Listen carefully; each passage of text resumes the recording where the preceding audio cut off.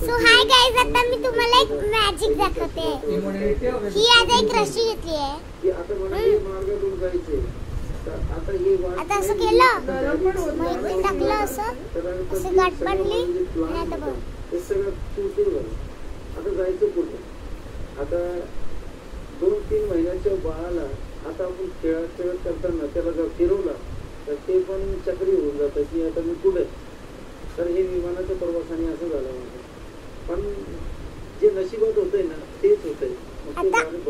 आता हे मॅजिक आवडलं असेल ना तर लाईक करा, सबस्क्राइब करा आणि चॅनलला फॉलो करा. हातही धावून आले आणि अखेर सगळ्या संकटांचा सामना करत